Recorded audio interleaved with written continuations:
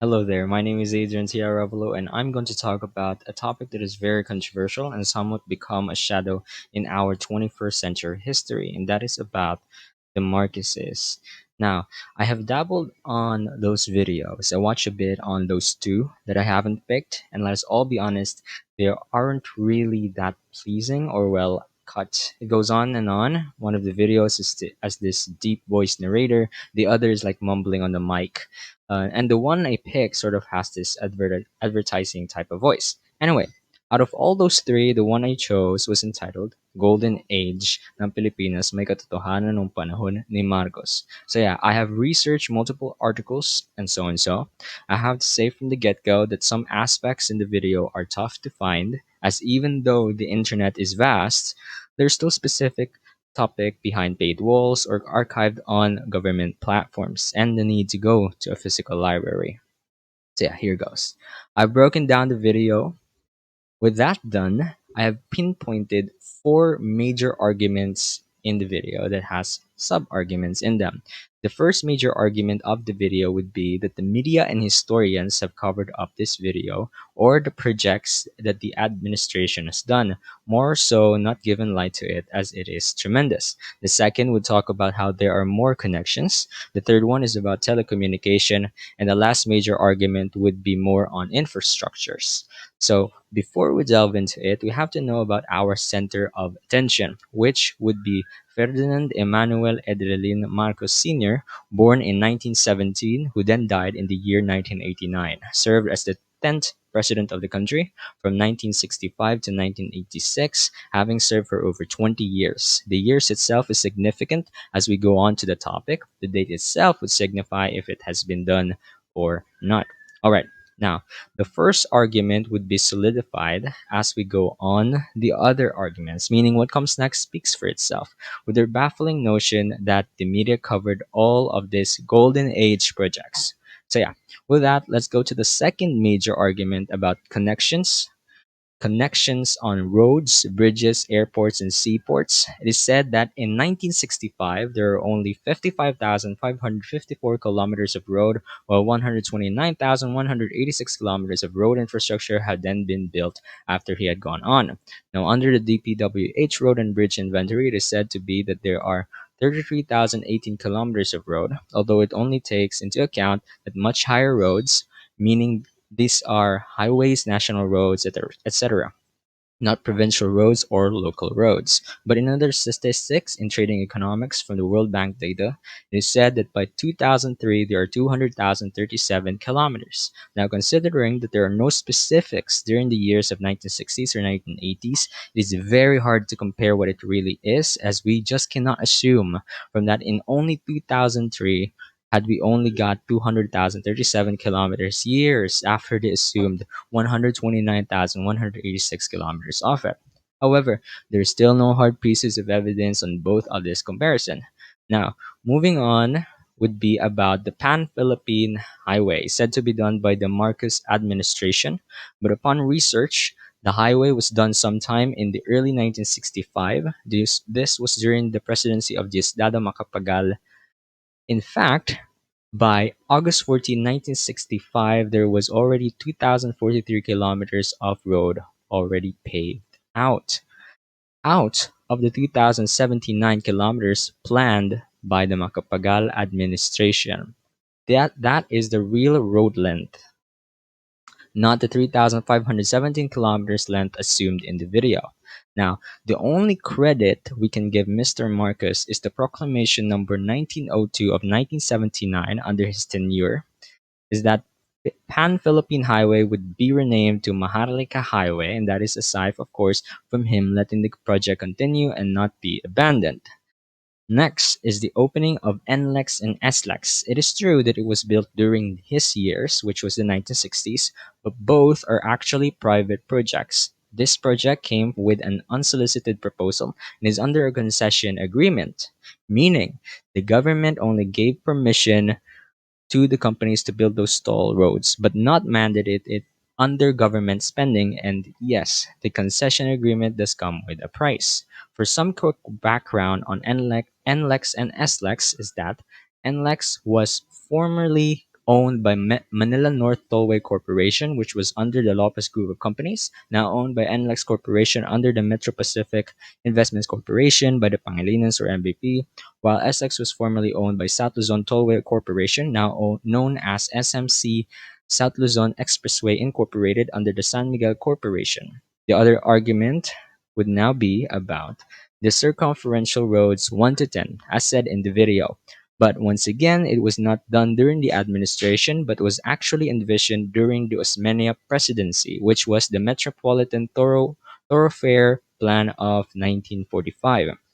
The project was then carried over during the Rojas administration, completely realized during 2018 under the Duterte administration, which is about the Circumferential Road 6, the last to be built, as the creator have stated that Marcos have led the project Circumferential Roads 1 to 10, when in reality there are only 6 circumferential roads, but 10 radial roads. Maybe the creator mixed up the road naming. Nonetheless, both the radial and circumferential roads were done by different administrations.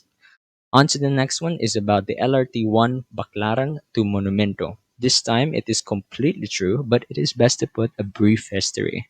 It was done by the government, created during the 1980s, monitored by Light Rail Transit Authority headed by the First Lady Imelda Marcos. It was done due to a study and recommendation of the Free Fox and Associates during the years 1976 and 1977. The project costed 2 billion pesos with the help of some foreign grants ranging from 200 to 700 million pesos by the Belgian government and some Belgian consortiums.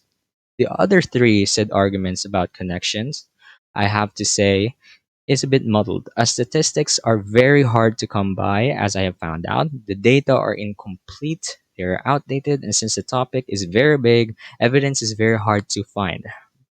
Now, bridges done said to be 11,472 meters under a report, but under a report DPWH Road and Bridge Inventory, there are over 8,464 bridges. It is tough to find out how long they are, so the evidence is vague. No references to this part and also my part, as well as about airports. It is said that there are 199 airports already during his tenure, but according to my research, currently there are only airport counts of at least 85 or over 132. The references are very unlike with each other. Under the GC map, there are 132 airports in the year 2010, but that still accounts that their notion of 199 airports is absurd, as in an account during 2010 there are only 85 and even ranging from up to 132. While for seaports, there are 849 of them. Once again, the evidence is puzzling to find. Under Sid Martin bio, there are 429 fishing ports and 821 commercial ports. This was an update in the year 2021. It is very baffling that in 2021, many years after his tenure was up, all the other governments have only done 401 seaports, which is very unlikely. But once again, the comparison is unjustified as data during those years and the current years is vague and we cannot compare. Still, I hope that certain measurements have been done in the video, providing references to it. But even in my research, this is difficult to find, which makes revising and enormous numbers to be added because there is no clarity. All right, moving on to the third major argument, which is about the telecommunications. It is said that the government has done the ASEAN cable system of 1978. The project is not fictitious, but it is not a sole government project. It was done by the collective members of the ASEAN, a project that would benefit all sovereigns in that region. Sole credit taking of a project done by multiple countries is invalid. Lastly, we will go through the fourth major argument in the video, which is about infrastructures. I do have to say that this last part is more true as it is well publicized. So a brief history would be much better to give ground on those projects if it benefited us or not. Those projects are only those coined in the so-called edifice complex. These are a series of infrastructures built to impress and used on propaganda regarding elections and political motives. Although it benefited us, they are rather too lavish and unveiled just when elections are up or other matters to keep them in power. Was one of the four projects was the Philippines International Convention Center, done in 1974, used as an international and conference building. Next is the Cultural Center of the Philippines, built in 1966. catering programs related to festivals, exhibitions, competitions, and publication. Next is the Folk Arts Theater, now named Tanghalan Francisco Balagtas, demolished just in March 2020. It is amphitheater commissioned by the First Lady, just like the other edifice complex projects, commissioned for the Miss Universe of 1974. Lastly, is the now defunct Manila Film Center used for the first Manila International Film Festival, costing an estimate of $25 million, dollars, with construction workers of over 4,000. With it, 1,000 of which have constructed the lobby alone in the matter of 72 hours due to tight schedules and their need to be fast, which resulted in the 1981 construction death, with a death of at least 169, most of which have fallen and then buried to the cement of the building. To end, with the fact checking, it is true that some of the projects said in the video are true, that the administration did it, but we cannot deny the fact that some of it is inaccurate and contains lies. We simply cannot call the era a golden age as suggested by the video, as at least half of the project were not done during the Marcos regime. When in truth, some are done by past presidents, some are done by private companies themselves.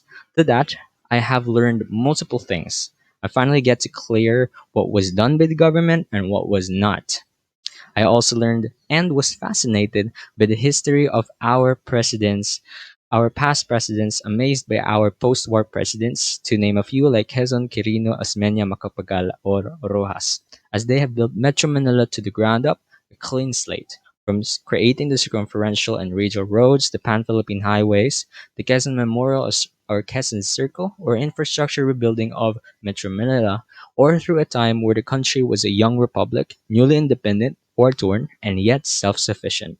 A sign of zero corruption, a government that is resilient and responsible, that only focuses on helping and serving the country, the traits of which that I long for a president in the upcoming election, and skills that I wish all our past and present presidents should have had.